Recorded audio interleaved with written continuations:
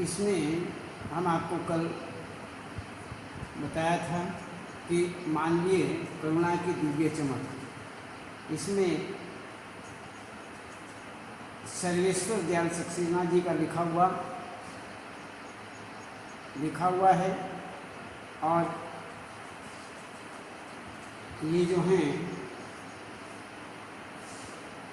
लेखक, इसमें इनका आपको हमने जीवन परिचय और जीवन परिचय, पूरा जीवन परिचय के अंतर्गत हमने इसमें लेखक का जीवन परिचय, साहित्यिक विशेषताएं और इनकी रचनाएं, और रचनाओं के अंतर्गत कहानी संग्रह, उपन्यास, कविता संग्रह, नाटक, बाल साहित्य, लेख संग्रह आदि आपको बताए, और भाषा शैली के विषय में बताया। अब आगे जो है पाठ का सारांश।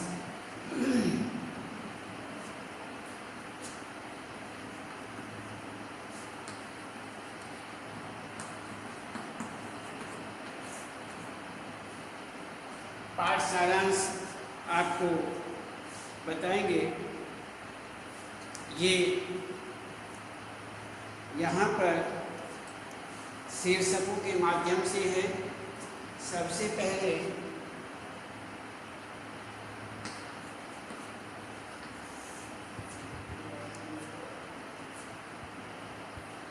फादर बुल्के के निधन पर लेखक का आक्रोश।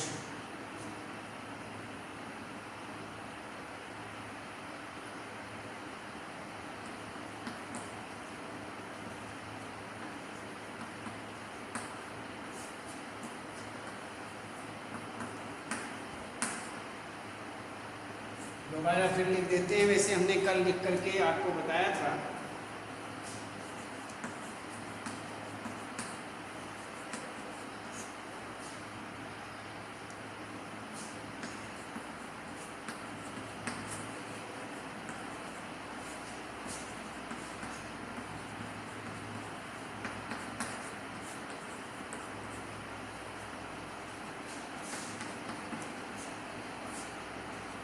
फादर बुल्के की आत्मीयता और लेखक।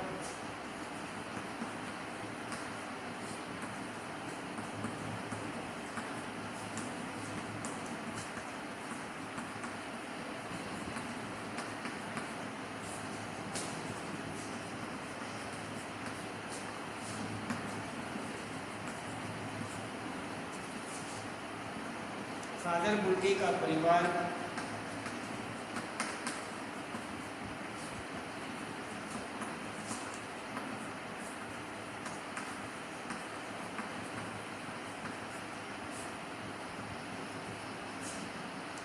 फादर बुल्के की भारत में प्रक्रियाएं।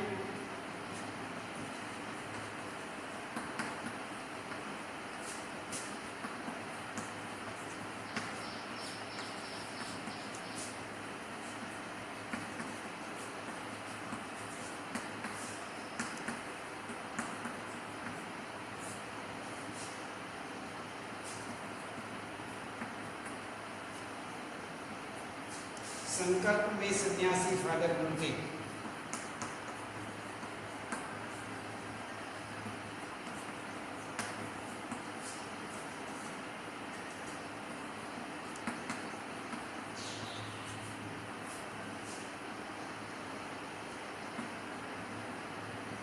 सन्यासी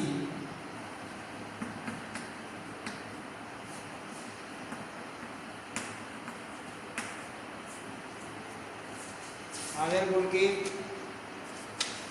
और फादर बुल्के की अंतिम जीवन यात्रा।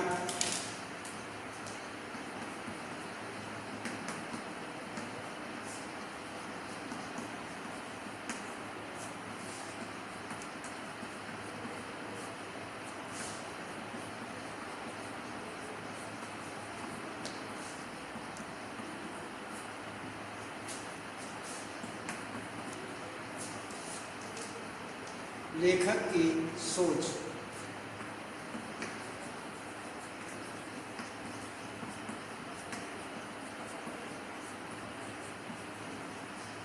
ये आपको हमने बताया कि इसमें सारांश के रूप में यहाँ पर फादर बुल्के के निधन पर लेखक का आक्रोश, फादर बुल्के की आत्मीयता और लेखक, फादर बुल्के का परिवार,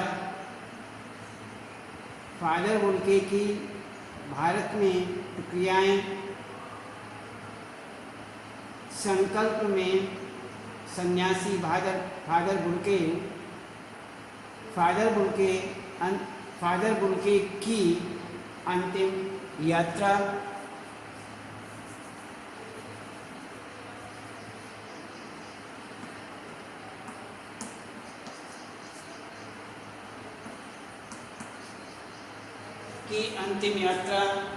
और लेखक की सोच।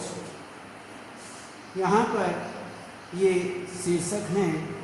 इन शीर्षकों के माध्यम से हम आपको बताएंगे। ये आपका सबसे पहले हम देखते हैं कि यहाँ पर प्रस्तुत पाठ जो है सर्वेश्वर दयाल सक्सेना द्वारा,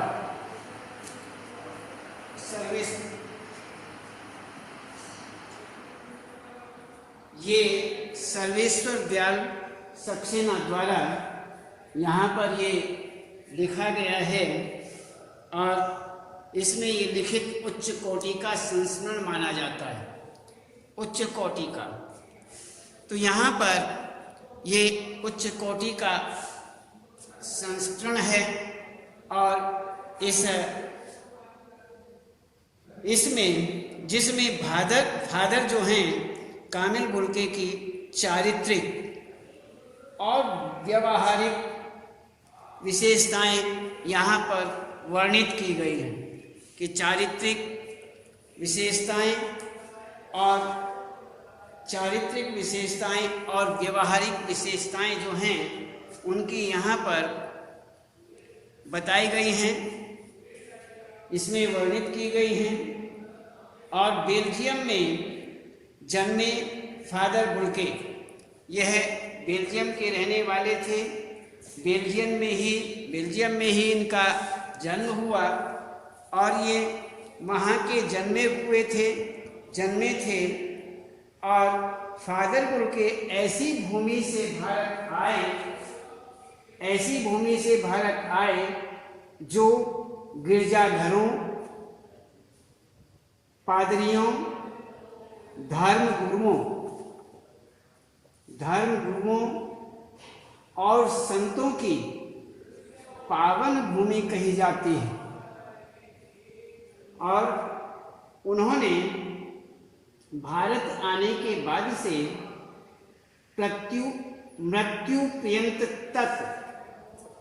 मृत्यु पर्यंत तक इसे भारत को अपना कर्म क्षेत्र बनाए रखा। भारत सन्यासी थे, फादर बुल्के भारत में रहे और फादर बुल्के सन्यासी थे, परंतु परंपरागत नहीं।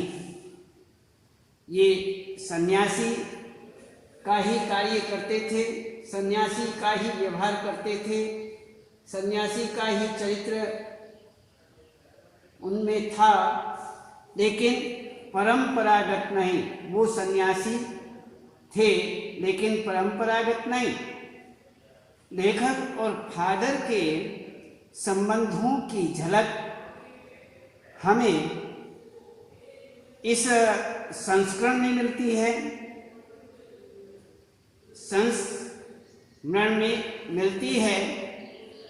वे भारतीय संस्कृति में रच बस गए और हिंदी भाषा को उन्होंने राष्ट्रभाषा का दर्जा दिलाने का सराहनीय प्रयास किया।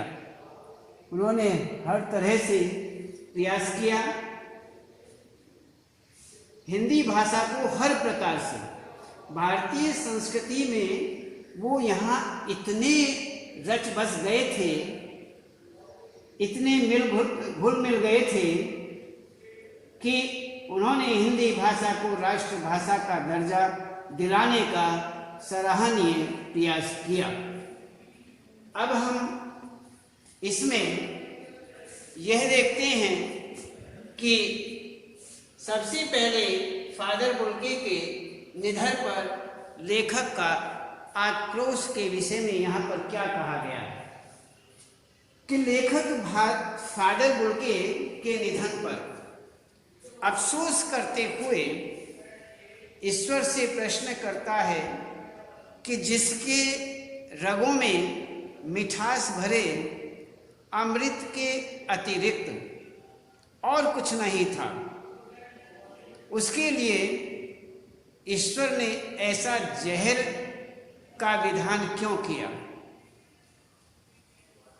फादर की मृत्यु जहरवाद के कारण कठिन यातना सहते हुए हुई थी।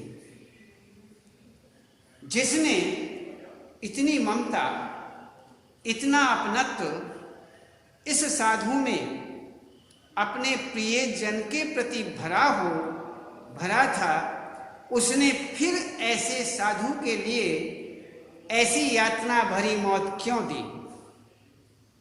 लेखक आज भी भारत की स्नेहमयी बाहों का दबाव अपनी छाती पर विशेष रूप से महसूस करता है, तो हमें इस बात का विशेष रूप से यहाँ पर बहुत अधिक अफसोस है। तो लेखक जो हैं वो यहाँ पर यही कहना चाहते हैं कि ईश्वर ने ऐसा जहर का विधान क्यों किया। तो यहाँ पर उनके अंदर तो इतनी ममता थी, उनका इतना अपनत्व था, एक साधु में अपने प्रियजन के प्रति इस प्रकार से ममत्व अपनत्व भरा हुआ था, फिर भी ऐसे साधु के लिए ऐसी यातना भरी मौत क्यों दी। लेखक आज भी फादर की स्नेहमयी बाहों का दबाव अपनी छाती पर महसूस करता है। यहाँ पर आगे कहते हैं फादर बुल्के की आत्मीयता और लेखक के लिए फादर बुल्के को याद करना शांत संगीत सुनने जैसा लगता था। उनको देखना निर्मल जल में स्नान करने जैसा था और उनसे बातें करना कर्म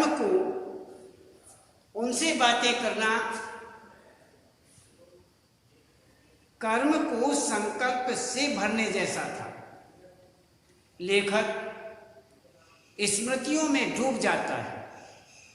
वे पारिवारिक रिश्ते में बंधे थे, वे हमारी हंसी मजाक में शामिल नहीं रहते थे, हमारी गोष्ठियों में गंभीर बहस करते थे, हमारी रचनाओं पर बेबाक राय और सुझाव देते थे, हमारे घरों के किसी भी उत्सव और संस्कार में बड़े भाई की तरह खड़े रहते थे और पुरोहितों की तरह आशीष देते थे।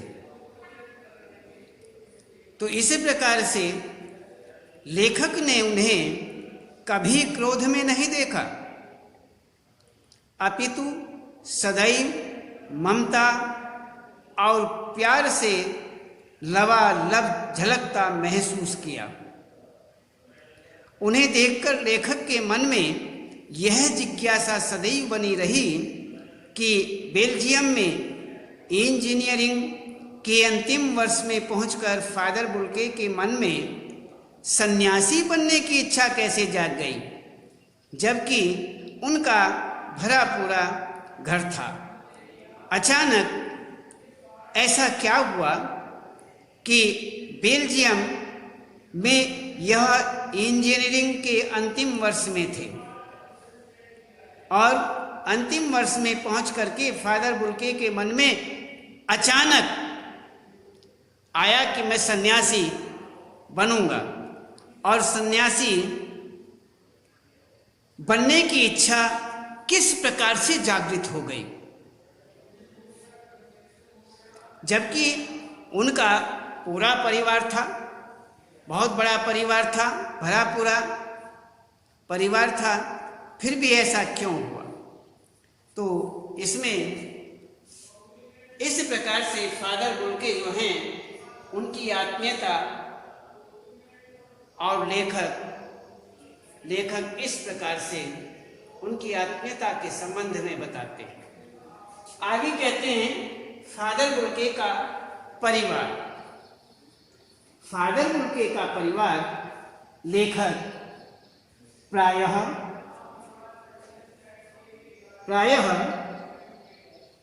अपनी बातों में उनसे पूछता था कि अपने देश की याद आती है तो अक्सर यही कहते थे कि मेरा देश तो अब भारत है, मेरा देश तो अब भारत है।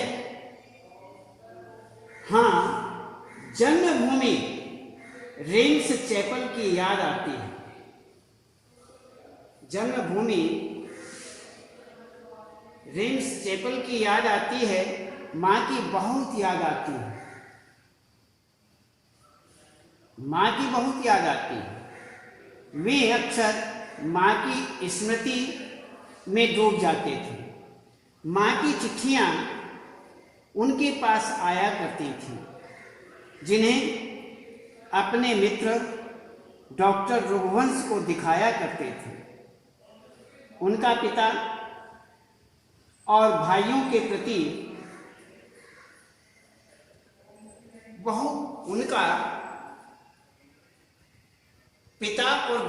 प्रति बहुत लगाव नहीं था।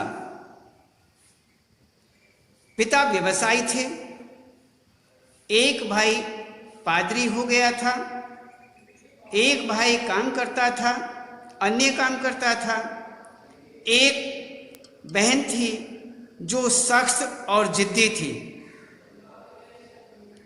फादर को कभी उसकी चिंता करते नहीं देखा था। भारत में बस जाने के बाद 2-3 बार अपने परिवार से मिलने के लिए बेल्जियम गए थे। 2-3 बार केवल यहाँ भारत में रहने के बाद, भारत में रहते हुए बस जाने के बाद 2-3 बार अपने परिवार से मिलने के लिए बेल्जियम गए। आप सब छोड़कर क्यों चले आए, यह पूछने पर वे सरलता से उत्तर देते कि प्रभु की इच्छा थी। वे बताते थे कि माँ ने बचपन में ही घोषित कर दिया था कि लड़का हाथ से गया, और सचमुच इंजीनियरिंग की अंतिम वर्ष की पढ़ाई छोड़कर सन्यासी होने के लिए धर्म गुरु के पास गए और कहा कि मैं सन्यास लेना चाहता हूँ, और शर्त रखी कि मैं भारत जाऊँगा। भारत जाने की इच्छा का कारण पूछने पर उन्होंने अनभिज्ञता प्रकट की। यह इस प्रकार से यहाँ जब उनसे इस प्रकार से पूछा जाता कि आप सब छोड़कर क्यों चले आए, यह पूछने पर वे बहुत सरलता से उत्तर दिया करते थे कि प्रभु की ऐसी ही इच्छा थी। वे इसी ही प्रकार से बताते थे कि माँ जो है, माँ ने बचपन में ही मेरे लिए घोषणा कर दी थी कि लड़का हाथ से गया, और यही हुआ भी कि वास्तव में इंजीनियरिंग की अंतिम पढ़ाई चल रही थी। उसी समय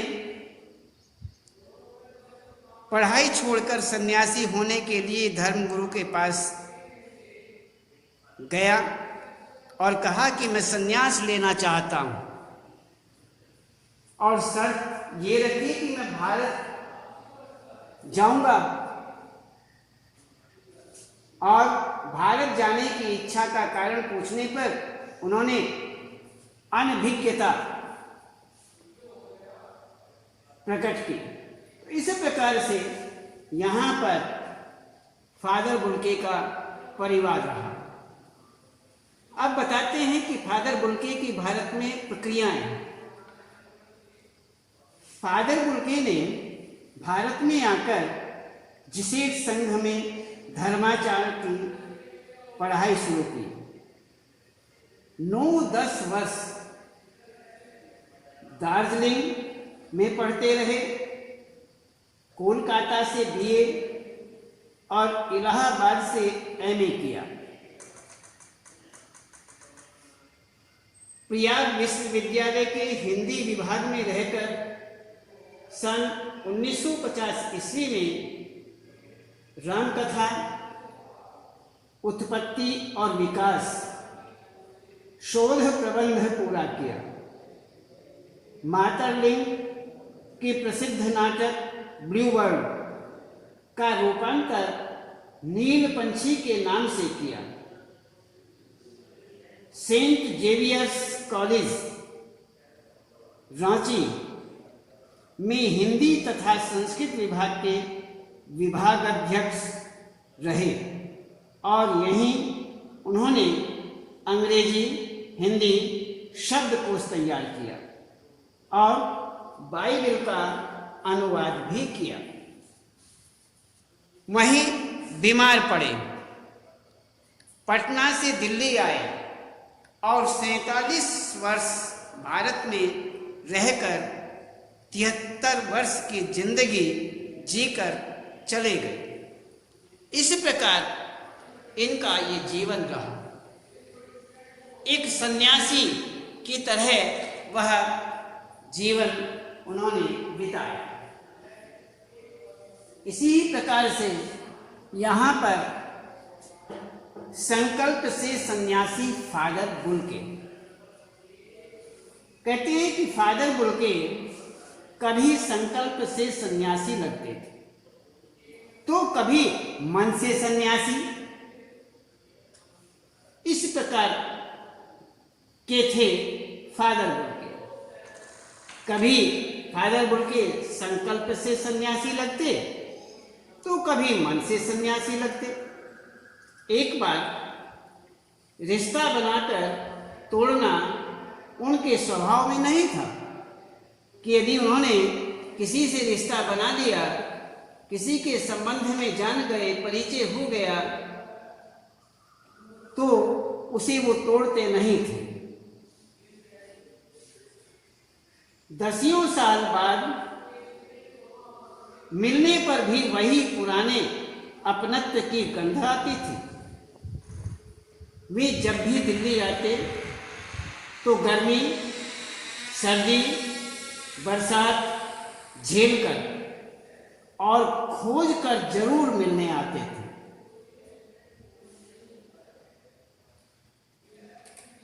दो मिनट के लिए ही सही, चाहे उन्हें 2 मिनट के लिए ही मिलना हो, लेकिन हर प्रकार से, चाहे मौसम कैसा ही क्यों न, जब भी वो दिल्ली आते तो गर्मी, सर्दी, बरसात, चाहे उन्हें सभी मौसम झेलने पड़े, लेकिन उन मौसमों को भी झेलकर वह चाहे 2 मिनट के मिलने के लिए आए, लेकिन मिलने के लिए जरूर आते थे। उन्हें हिंदी को राष्ट्रीय भाषा के रूप में देखने की चिंता थी, जिसके लिए हर मंच पर अपना दुख प्रकट करते थे। केवल इसी ही बात पर उन्हें झुंझलाते देखा और हिंदी वालों द्वारा हिंदी की उपेक्षा करते देख उन्हें दुख करते हुए देखा। जब केवल इसी ही बात पर उन्हें झुंझलाहट आती थी, वो झुंझलाते थे, उन्हें झुंझलाते हुए देखा गया कि हिंदी वाले जो हैं, हिंदी वालों के द्वारा ही हिंदी की उपेक्षा जब वह देखते थे तो उन्हें बड़ा दुख होता था, वो बड़े दुखी होते थे। इस प्रकार से वह घर परिवार के बारे में पूछना, निजी दुख तकलीफ के बारे में पूछना उनका विशेष रूप से स्वभाव था। वह सभी से पूछते थे। बड़े से बड़े दुख में उनके मुख से सांत्वना के स्वर सुनकर राहत मिलती थी। लेखक को अपने पुत्र की और पत्नी की मृत्यु पर फादर के शब्दों में झरती हुई ध्वनि शांति प्रदान कर देती थी। लेखक जो हैं उनको अपने पुत्र की और पत्नी की मृत्यु पर फादर के शब्दों में झरती हुई ध्वनि शांति प्रदान करती थी। तो इसी प्रकार से यहाँ पर संकल्प से सन्यासी फादर बुल्के के विषय में इस प्रकार से आगे देखते हैं कि फादर बुल्के की अंतिम जीवन यात्रा। लेखक को अंतिम क्षणों में फादर से गले न मिलने का दुख है। लेखक अंतिम बार फादर बुल्के से गले नहीं मिल पाए, ये बड़ा दुख है, क्योंकि लेखक को पता ही नहीं चला कि फादर दिल्ली में है और बीमार है। जब देखा तो उनका जिस्म ताबूत में पड़ा था, ताबूत में था जब उन्होंने देखा। 18 अगस्त सन 1982, 18 अगस्त सन 1982 की सुबह कश्मीरी गेट के निकलसन कब्रगाह में उनका ताबूत एक छोटी सी नीली गाड़ी में से उतारा गया। उतारने वालों में कुछ पादरी, रघुवंश जी का बेटा और उनके परिजन राजेश्वर सिंह थे। इस यात्रा में कब्रगाह तक जाने वालों में शैक्षिक संस्थान से जुड़े बड़े बड़े विद्वान थे। इलाहाबाद के प्रसिद्ध विज्ञान शिक्षक डॉक्टर सत्यप्रकाश, डॉक्टर रघुवंश संकरी सड़क की ठंडी उदासी में पहले से खामोश खड़े थे। मसीही विधि से उनका अंतिम संस्कार हुआ। हिंदी में भी मसीही विधि से प्रार्थना की गई। सेंट जेवियर्स के रेक्टर फादर पास्कल ने उनके जीवन और कर्म पर श्रद्धांजलि अर्पित करते हुए कहा कि फादर बुल्के धरती में जा रहे हैं। इस धरती से ऐसे रत्न और पैदा हों। डॉक्टर सत्य प्रकाश ने भी अपनी श्रद्धांजलि में उनके अनुकरणीय जीवन को नमन किया। फिर देह कब्र में उतार दी गई। इस प्रकार से उनके फादर बुल्के की अंतिम जीवन यात्रा हुई। तो लेखक की क्या सोच? लेखक कहता है कि मैं नहीं जानता कि सन्यासी ने भी सोचा होगा या नहीं कि उनकी मृत्यु पर कोई रोएगा, उनकी मृत्यु पर कोई रोएगा। लेकिन उस क्षण रोने वालों की कमी नहीं थी। हमारे बीच से वह चला गया जो हम में से सबसे अधिक छायादार, फल फूल, गंध से भरा और सबसे अलग, सबका होकर सबसे ऊंचाई पर मानवीय करुणा की दिव्य चमक में लहराता खड़ा था। तो इस प्रकार से यहाँ पर ये बताया गया है कि लेखक की इस प्रकार की उनके प्रति सोच रही। उनकी सब यात्रा में सब रो रहे थे। तो इसी प्रकार से वहां पर सबकी आंखें नम थी। तो इसमें हमने आपको बताया सारांश के माध्यम में फादर बुल्के के निधन पर लेखक का आक्रोश, फादर बुल्के की आत्मीयता और लेखक, फादर बुल्के का परिवार, फादर बुल्के की भारत में प्रक्रियाएं, संकल्प में सन्यासी फादर बुल्के और फादर बुल्के की अंतिम जीवन यात्रा तथा लेखक की सोच। अब आज यहीं तक और उसके बाद आपको आगे बताएंगे।